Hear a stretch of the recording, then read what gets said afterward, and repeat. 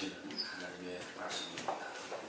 신약성경 요한복음 21장 1절부터 14절까지 말씀입니다.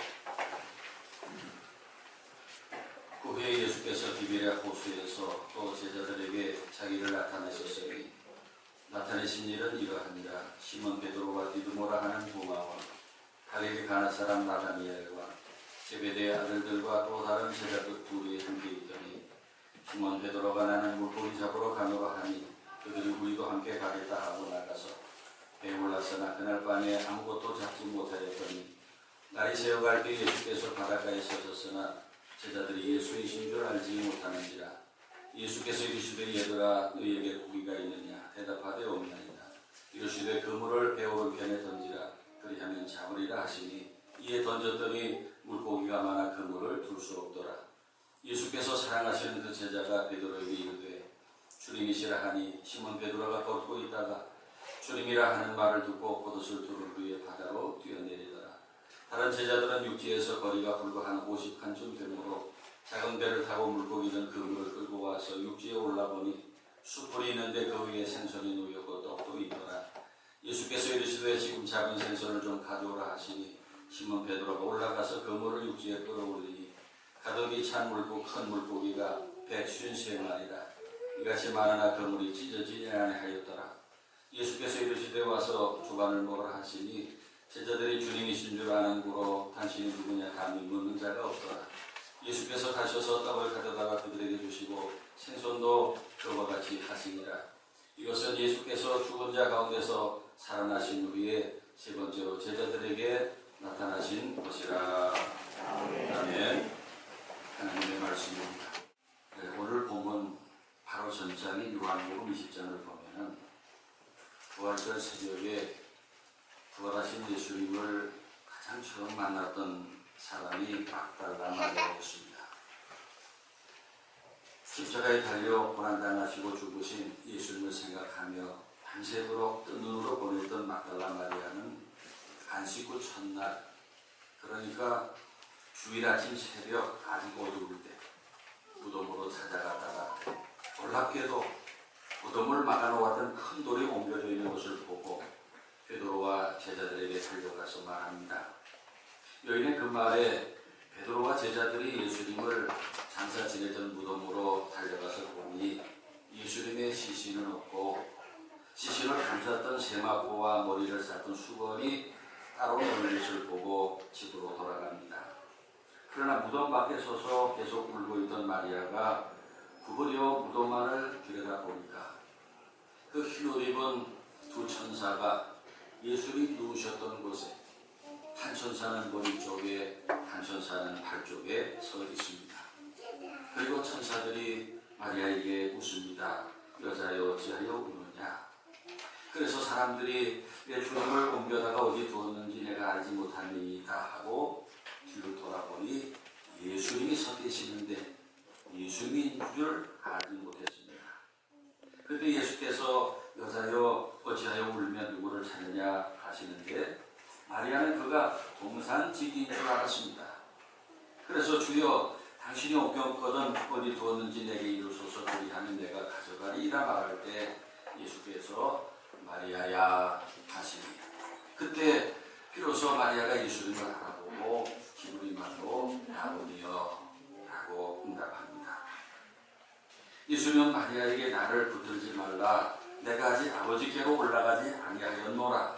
너는 내 형제들에게 가서 이르되 내가 내 아버지고 너희 아버지 내 하나님이고 너희 하나님께로 올라간다 하라 하셔서 막달라 마리아가 달려가서 제자들에게 예수님의 말씀을 전합니다. 그리고 그날 저녁 때에 제자들이 유대인들을 두려워하여 모인 곳에 부활하신 예수께서 찾아가십니다. 그리고 못장난 손과 여권이를 보여주십니다. 그리고 20장 22절을 보세요. 말씀을 하시고 그들을 향하여 숨을 내쉬며 성령을 받으라 하셨어요. 성령을 받으라. 그리고 너희가 누구의 죄든지 사하면 사해 줄 것이요 누구의 죄든지 그대로 두면 그대로 있으리라 하시면서 죄를 사는 권세를 제자들에게 주셨습니다. 성경을 읽어보면은 당시 제자들도 예수님의 부활을 믿은 사람은 아무도 없었어요. 모두가 예수님의 시신을 찾으러 갔지 주님께서 부활하실 줄은 상상도 못했어요. 예수님께서 미리 십자가에서 죽고 다시 사실 것을 여러 번 말씀하셨었지만은 그 말씀이 무슨 뜻인지 이해하지도 못했고 예수님 부활하셨을 때도 믿지 못했어요. 그러나 부활하신 예수님은 그런 믿음 없는 제자들에게 나타나 주셨고 의심 많았던 도마에게와 또 부활장이라는 고린도전서 15장에 보면은 그 후에 500여 형제들에게 일시에 나타나셨고 마지막에 바울 자신에게도 나타나셨다고 증거합니다. 그런데 부활하신 예수님을 만난 사람들에게 공통점이 있었어요. 무엇인지 아십니까? 모두가 다 부활하신 주님 만나기 전에는 한없이 소심하고 겁이 많았던 사람들이었어요. 수제자라고 하는 베드로도 주님께서 붙잡혀 가실 때 머리 감춰서 따라갔습니다. 그리고 대제사장의 신문 나가실 때 그곳의 여종에게 예수님을 모른다고 3번이나 부인했습니다. 그 외에 다른 제자들은 말할 것도 없어요. 다 어디로 멀리 도망가고 말았습니다. 그리고 예수님 부활하여 찾아가셨을 때도 제자들은 사람들이 무서워서 몰래 자기들끼리 숨어 있었어요. 그랬던 제자들이 부활하신 예수님 만난 후에는 180도 다른 사람들이 되었어요. 겁이 없어졌어요. 담대해졌어요. 사도행전 2장에서 성령 충만까지 받은 후에 베드로와 요한 사도는 오순절에 사람들 앞에서 담대하게 설교합니다. 구약 요엘서에 예언된 성령이 임한 것과 예수님께서 십자가에 죽으셔서 하나님께서 사망의 고통에서 풀어 살리셨다고 설교합니다. 아주 담대하게 설교합니다. 그리고 가장 상징적인 사건이 사도행전 3장에서 나면서부터 안진뱅이였던 사람을 예수 이름으로 명해서 일어나게 합니다. 할렐루야. 부활하신 예수님을 만나기 때문에 얼마나 큰 변화입니까? 두려워 벌벌 떨었던 제자들이 안진뱅이를 보고 나사렛 예수 이름으로 일어나라 명해서 그를 일어나 뛰게 만들었습니다. 그리고 사도행전 4장에 보면은 예수님을 십자가에 못 박았던 사내들인 공회 앞에서 또 대제사장 안나스와 가야바와 많은 사람들 앞에서 담대하게 예수 그리스도의 죽으심과 부활을 증거합니다. 그리고 예수님의 제자들은 여러 나라로 흩어져서 복음 전하다가 다 순교했어요. 하나같이 복음 전하다가 목숨을 바쳤어요. 십자가에 못 박혀 죽거나 목이 잘려 참수당해 죽었어요. 어찌 하나같이 이렇게 복음 전하다가 죽었을까요? 여러분, 어지간한 일에는 사람이 자기 목숨을 바치지 않습니다. 그들이 목숨 바쳤다는 것은 그들에게 상상할 수 없는 엄청난 일이 있었다는 것이 다름 아니라 부활을 목격하는 것입니다. 부활하신 예수님을 만난 것입니다. 그래서 부활하신 예수님을 만난 후에는 세상에 두려울 것이 없었고 목숨이 아깝지 않게 되었습니다. 모두 예수님 붙잡혀 가실 때 두려워서 뿔뿔이 흩어지고 예수께서 십자가에 고통당하고 죽으실 때 요한 외에는 그 누구도 그 골고다 산에 없었습니다. 그렇게 비겁하고 두려움에 떨던 제자들이 부활하신 주님 만난 후에는 하나같이 다 주님을 위해서 목숨을 바치면서 복음 전하는 전도자가 되었습니다. 그것이 가장 큰 부활의 증거입니다. 아멘입니까? 복음을 위해서 목숨을 내놓은 것보다 더 큰 증거가 어디 있어요? 다른 일, 어떤 일을 가지고 제자들 전체가 목숨을 내놓겠습니까? 제자들의 순교가 바로 예수님의 부활을 증거하고 있습니다. 그러면 오늘 부활절 아침에 이 자리에 오신 여러분들도 예수님의 부활을 믿으십니까? 우리 믿는 분들은 아멘 하시기 바랍니다. 예수님의 십자가와 부활은 우리 기독교의 가장 중요한 두 기둥입니다. 십자가 없으면 구원이 없고 부활이 없으면 영생이 없어요. 십자가와 부활을 통해서 우리 기독교는 영원히 흔들리지 않는 반석 위에 굳게 서 있는 것입니다. 그래서 저는 오늘 아침 여러분들이 무엇보다 부활하신 예수님을 만나기를 바랍니다. 부활하셔서 이 자리, 지금 우리와 함께 계시는 예수님을 만나시기 바랍니다. 2000년 전에 계셨던 예수님이 아니라 부활하셔서 지금도 우리와 함께 하시는 예수 그리스도이십니다. 성부, 성자, 성령 삼위일체 하나님이 여기에 계시니까 그 아들 성자 부활하신 예수님도 우리와 함께 계심을 믿으시기 바랍니다. 그렇다면 부활하신 예수님을 만나고 예수님의 부활을 믿는 우리들이 어떻게 살아야 합니까? 부활을 믿는 부활신앙을 가지고 살아야 합니다. 부활을 믿기만 하고 사는 것은 부활과 상관없이 사는 것은 안 되는 것입니다. 부활하신 예수님을 만난 제자들이 어떻게 살았다고요? 죽음을 두려워하지 않게 되었어요. 당대한 사람들이 되었어요. 어떻게 해요? 예수님 부활을 보고 나니까 세상에서 죽는 것이 끝이 아닌 것을 알게 되었어요. 세상에서 죽어도 우리 예수님이 부활하셔서 하늘로 승천하신 것을 보면서 하늘에 나라가 있음을 알게 되었습니다. 사람이 죽는 것, 그 다음에 영원하고 놀라운 세계가 있는 것을 확신하게 되었어요. 그러므로 이 세상에서의 목숨, 이 세상의 삶이 전부가 아니라는 것입니다. 그것이 부활신앙입니다. 오늘 보면 요한복음 21장을 보면은 부활하신 예수님을 만난 제자들이 갈릴리 호수에 가서 물고기를 잡고 있습니다. 왜 제자들이 부활하신 예수님 만나고 갈릴리로 갔을까요? 마태복음 28장에 보면은 부활의 아침에 처음 무덤을 찾아왔던 여인들에게 예수님께서 가서 내 형제들에게 갈릴리로 가라 하라, 거기서 나를 보리라 하셨기 때문에 부활하신 예수님께서 제자들을 갈릴리로 보내셨어요. 왜 제자들을 갈릴리로 보내셨을까요? 갈릴리는 예수님과 제자들이 처음 만났던 곳입니다. 거기에서 복음을 전하고 병자들을 고치고 귀신을 쫓아내고 말씀을 전하셨던 사역의 장소. 부활하신 예수님은 제자들에게 다시 새롭게 사명을 맡기시기 위해서 그 추억의 장소로 제자들을 가게 하셨어요. 그리고 밤새 아무것도 잡지 못한 제자들에게 너희에게 고기가 있느냐 물으시고 없나이다 하는 제자들에게 그물을 배 오른편에 던지라, 그리하면 잡으리라 하셔서 그대로 했더니 물고기가 많이 잡혀서 그물을 둘 수 없었어요. 보면 11절에 보면은 큰 고기를 153마리나 잡았어요. 그리고 주님께서 친히 숯불을 피워 생선과 떡을 구워주십니다. 부활하신 예수님께서 제자들을 찾아가셔서 그들의 낙심했던 마음, 패배감으로 가득했던 마음을 위로해 주십니다. 조니 에릭슨이라는 분이 쓴 A Step Further라는 한 발만 더 멀리라는 그 책이 베스트셀러로 주목을 받은 일이 있습니다. 이분은 미국의 수영선수로 1967년에 최우수 여자 체육인으로 뽑힐 정도로 뛰어난 스포츠 스타였습니다.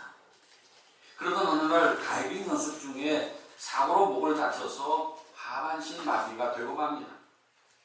절망의 나날을 보내던 중에 강권적으로 그를 찾아오신 하나님을 만납니다. 그러면서 자신이 그렇게 된 데는 하나님의 뜻이 있을 것이라고 믿게 되었어요. 그리고 낙심하지 않고 할 일을 찾고 최선을 다해 노력했습니다. 결국 그녀는 상업미술의 전문가가 되었고 자신의 삶의 여정을 책으로 써서 베스트셀러 작가까지 되었습니다. 그 책에서 이런 말을 합니다. 나는 휠체어에서 일어나지는 못하나 하나님의 은혜는 나의 휠체어에 가득 차 있습니다.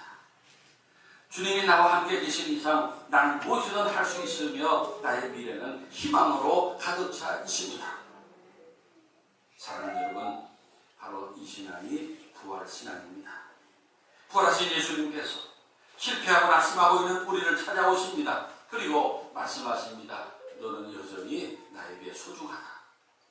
그리고 말씀하십니다. 아직도 너에게 큰 기대를 가지고 있다. 격려하시고 우리의 손을 잡아주십니다. 오늘 부활절 아침에 그렇게 찾아오셔서 지치고 피곤한 우리들, 지난 2년 동안 참으로 힘들게 살아온 우리들, 병들고 약해진 우리들을 위로하시고 손을 잡아주시는 예수님의 부활의 은혜가 여러분과 함께 하시기를 축원합니다. 그리고 또 한 가지 우리나라를 대표하는 볼펜 하면은 모나미 볼펜이십니다. 1960년대 초반에 송삼석이라는 분이 이제 그 모나미 회사를 만듭니다. 이 송삼석 회장이 며칠 전에 4월 1일에 94세를 일기로 세상을 떠났다는 뉴스를 여러분이 보신 분이 계실 겁니다. 이 송삼석 회장이 회사가 도무지 가능성이 없으니까 힘들어서 기도원을 갔어요. 엎드려 기도하면서 회개가 터져나왔어요. 그동안 성수주일, 11조, 새벽기도 제대로 하지 않은 것 회개하면서 통에 자복했어요. 그리고 앞으로 신앙생활을 열심히 하기로 다짐했어요. 그리고 성경을 읽는데 바로 오늘 본문 요한복음 21장을 읽다가 큰 깨달음을 얻게 되었습니다.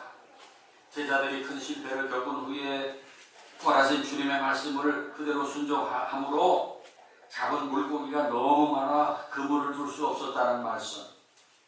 이때 잡은 물고기의 숫자가 153마리였다. 153이었다는 말씀에 은혜를 받았어요. 그 말씀을 하나님께서 자신에게 다시 시작해보라고 주시는 말씀으로 받았어요. 그때 우리나라에는 볼펜 만드는 기술이 없었습니다. 그런데 연구를 거듭해서 우리나라 최초의 볼펜 같은 볼펜을 만들고 이름을 모나미 153이라고 지었어요. 그리고 기도했습니다. 이 볼펜이 50억 자루가 팔리게 하옵소서 기도했는데 얼마 가지 않아서 50억 자루가 넘게 팔리는 기적이 이루어져 오늘날 큰 기업이 되었습니다. 여러분, 이것이 부활신앙이에요.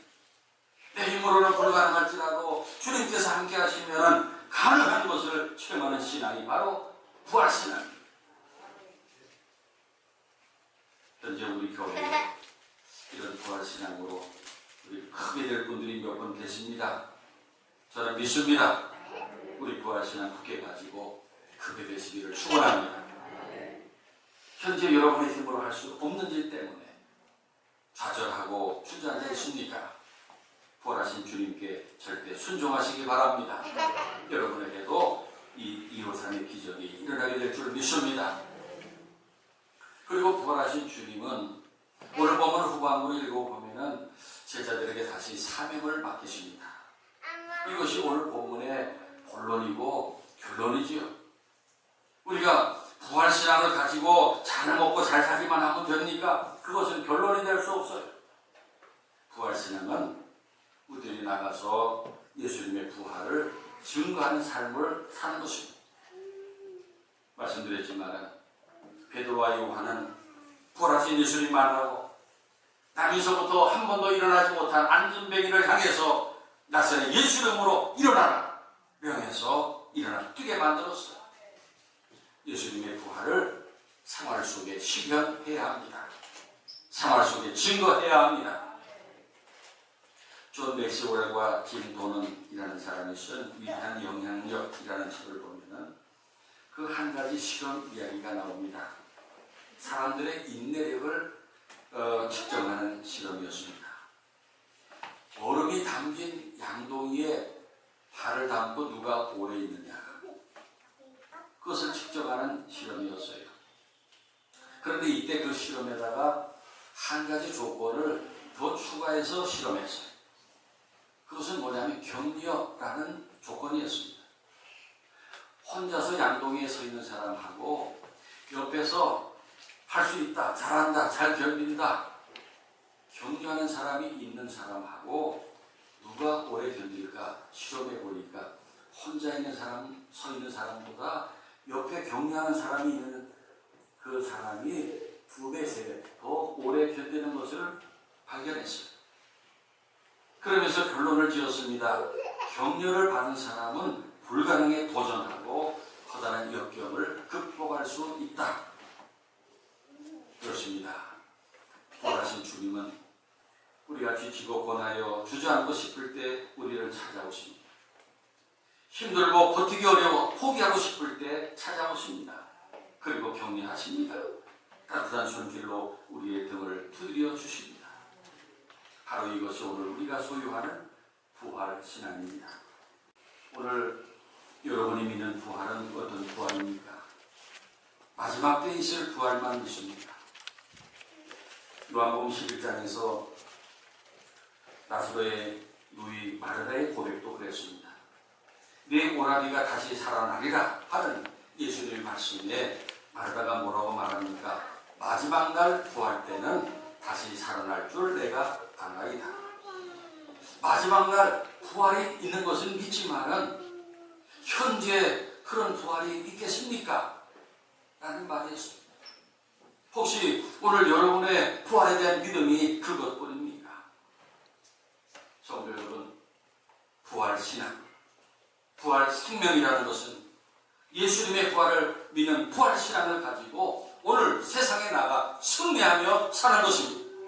세상에서 능력 있게 사는 것입니다. 부활이라는 말은 헬라어로 아나스타시스라고 하는 단어인데 일어선다 그런 뜻입니다. 몸이 일어선다. 예수님께서 무덤에서 일어서듯이 죽음에서 일어선 승리를 의미합니다. 부활의 신앙으로 사는 사람은 삶 속에서 아나스타시스 일어서야 합니다. 불가능을 가능으로 바꾸고 절망을 희망으로, 실패를 성공으로, 질병을 건강으로, 슬픔을 기쁨으로 바꾸며 사는 것입니다. 안진뱅이가 기뻐 뛰어 일어나서 찬양했듯이 오늘 주저앉아 있는 자리에서 일어나서 기뻐 뛰며 사는 것입니다. 할렐루야. 우리의 삶으로 예수님의 부활을 증거하는 거예요. 예수님 부활하신 것을 우리가 삶으로 보여주며 사는 것입니다. 그것이 부활 신앙입니다. 특별히 우리가 지난 2년 넘게 코로나에 눌려 살았습니다. 마음껏 모여서 찬송하고 기도하지 못했습니다. 그런 상황에서 사람들에게 예수 믿으라고 교회 나오라고 우리가 말을 입 밖에도 내지 못했습니다. 그러나 이제 우리가 부활신앙 가지고 다시 모여야 합니다. 은혜를 받아야 합니다. 은혜 충만한 우리들이 되어야 합니다. 그리고 나가서 지치고 피곤한 영혼들에게 소망을 주고 은혜의 자리로 이끌어야 합니다. 다시 교회의 사명, 우리들의 사명 무엇입니까? 복음을 전하여 영혼을 구원하는 사명을 회복해야 합니다. 마지막으로 어떤 백만 장자 부자가 아프리카를 여행하다가 그곳에서 선교하는 선교사를 한 분 만났습니다. 남루한 차림에 삐쭉 마른 모습의 선교사가 땀을 흘리며 어디론가 가고 있었습니다. 부자가 물었습니다. 그렇게 바쁘게 어디를 가십니까? 선교사가 저 고개 너머에 나 환자촌에 환자들을 돌보러 갑니다. 말할 때 부자는 깜짝 놀라면서 그래요? 나 같으면 100만 불을 준다고 해도 그런 곳에는 가지 않을 겁니다. 그 말에 선교사는 물론 저도 그 정도의 돈을 받고는 안 갑니다. 그래서 부자가 궁금해서 물었습니다. 아니 도대체 얼마나 큰 돈을 받고 그곳에 가는 겁니까? 할 때에 선교사는 자신의 목에 걸려있는 십자가를 꺼내 보여주면서 저는 다름 아니라 부활하신 예수님께서 그곳에 가서 복음 전하라 하셨기에 가는 것입니다. 라고 말합니다. 여러분, 이것이 사명입니다. 오늘 기쁜 부활절 아침에 다시 사신 주님과 함께 세상에 나가서 능력 있는 삶, 승리하는 삶을 살고 안진뱅이를 일으키고 복음 전하여 영혼을 구원하는 사명 힘차게 감당하는 우리 하늘교회 모든 가족들 되시기를 축원합니다. 기도드리겠습니다. 만왕의 왕 여호와 전능하신 하나님, 오늘 우리 주님 사망 권세를 이기고 무덤에서 다시 사신 부활절을 맞이하여 우리에게 이렇게 큰 소망과 승리를 주신 하나님께 모든 존귀와 영광과 찬송을 드립니다. 이제 우리가 예수님의 부활을 믿을지인데 날마다 부활하신 주님과 동행하며 살게 하시고 부활 신앙으로 살게 하옵소서. 예수님 무덤에서 부활하신 것처럼 아나시스사 하신 것처럼 저희들도 주저앉았던 자리에서 다시 일어나 절망을 희망으로, 실패를 성공으로, 슬픔을 기쁨으로, 질병을 건강으로 바꾸며 살게 하시고 다시 복음 전하 영혼 구원하고 교회를 교회답게 세우는 사명 감당하게 하옵소서. 그동안 낙심하고 움츠렸던 자리에서 일어나 부흥하는 주의 자녀들 되게 하옵소서. 예수 그리스도 이름으로 감사하며 기도하옵나이다. 아멘.